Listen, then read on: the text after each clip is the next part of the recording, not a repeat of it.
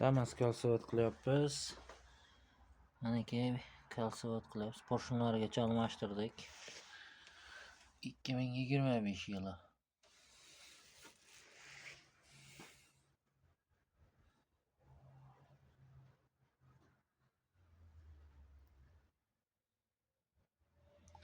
Kalsiyat qilganda porshunni mana eski porshuncha olib tashlash kerakda. Bu yaltiroq porshun bo'ladi, o'zi gazga chidamaydi, cho'kib yurmaydi.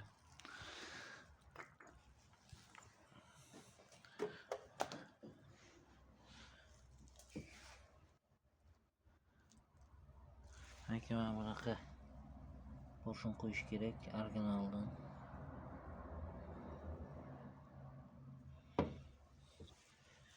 Bitgandan keyin bir video qilib qo'yaman.